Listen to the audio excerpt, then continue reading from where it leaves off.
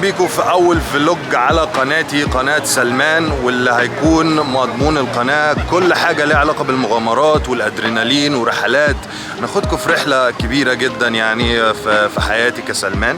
والنهاردة الفلوج بتاعنا من قلب العاصمة الكندية اللي هي اوتوا، ونوريكم جزء برضو من الداون تاون. والنهاردة يوم حد فويك اند، يعني المفروض ده هيبقى فيه حاجات لطيفه وانشطه ظريفه. خليكم معانا. مبسوط قوي ان انا بدات اليوتيوب شانل ده، قرار كان المفروض اخده من زمان. فخليكم معانا في الرحله الطويله بتاعتي، لما هنروح حتت كتير وهنجرب حاجات كتير.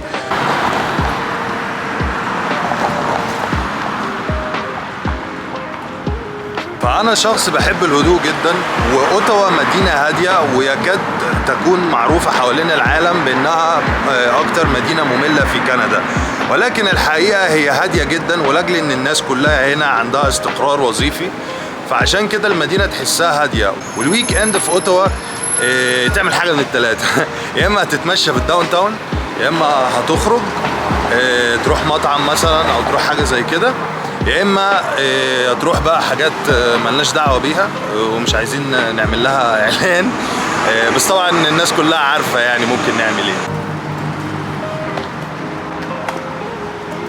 اهم حاجه ان انت تبقى ايه، عندك روح المغامره عشان تتفرج علينا. هنتشارك مع بعض ان احنا بنحب المغامره، بنحب الخطر، بنحب نعمل الحاجات اللي مش كل الناس تعملها. طبعا اوتوا مشهورة بالجناين والحدائق كتير قوي، يعني الموضوع بجد يعني مريح جدا نفسيا. زي ما احنا شايفين هنا الناس كلها بتيجي يوم الحد تطلع في الجنينة. الناس طبعا اغلبها رياضي هنا، كلهم بيسوق عجل. طبعا لو الجو جميل ومفيش مشاكل اغلبهم بيسوق عجل. طبعا احنا جينا لاكتر حته فيها فيو في اوتوا، واللي هي جنب البارك بتاعت البارلمنت هيل. جاهزين للفيو ده؟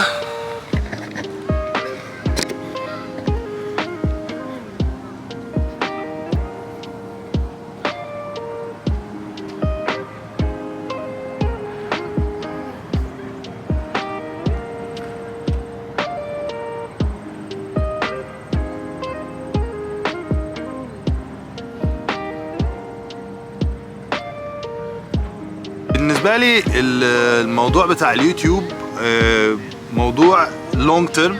احنا هنا مش عايزين نعمل فلوج ولا اتنين وكده، احنا عايزين نوريكم ان الاحلام ممكن تتحقق، وده اللي هيحصل ان شاء الله لما نيجي في التشانل دي وابقى سفير وناخدكم معايا في الرحلة الطويلة بتاعة تحقيق الحلم.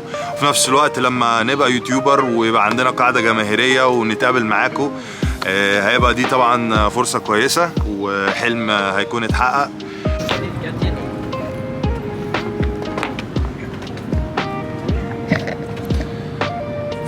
فاحنا دلوقتي عمالين نلف في الداون تاون اوتوا، بنحاول نوريكم حاجات مختلفة. الريدو كانال دي في الشتاء بتبقى من اهم المزارات الموجودة في اوتوا، والناس بتجيها من كل حتة عشان بتبقى كل القناة ديت تلج.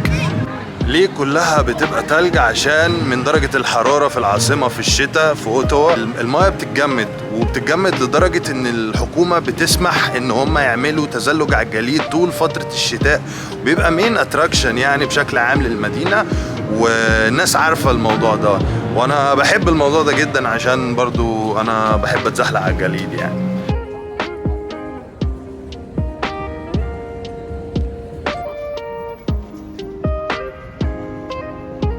انا ليه بحب منطقة البرلمان وبشكل عام البرلمان؟ عشان بحس ان شاء الله في يوم من الايام هقدر ادخل البرلمان دوت كعضو شغال يعني موجود في البرلمان، بغض النظر عن الرتبة.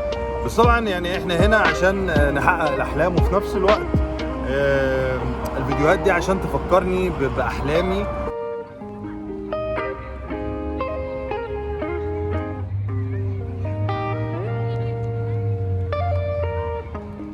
طبعا نحب نحيي شرطة البلد، التأمين على أعلى مستوى طبعا. وبأمانة لون العربيات حلو الصراحة، يعني أنا بحب لون عربياتهم جدا، خصوصا بتوع التأمين برلمان. وصلنا لاخر الفيديو. النهارده الفلوج كان قصير، بنتعرف على بعض، بنوريكم جوله سريعه في الداون تاون، العاصمه الكنديه اوتاوا. ان شاء الله في الحلقات اللي جايه ببرنامجكم مع سيلمو هيكون في زي ما قلت لكم مغامرات وحاجات ادرينالين وحاجات مش اي حد بيعملها، ونحاول نستغل ان احنا في الحياه دي معانا اكسس ونعرف نعمل حاجات كتير. خليكم معانا في الحلقات الجايه، في شغل كتير جاي. وفي نفس الوقت ما تنساش تعمل فولو، شير، سبسكرايب، لايك وكومنت لو عجبك الفيديو. طبعا الدعم كله ابريشيتد يعني. ونشوفكم في الحلقه الجايه. سلام.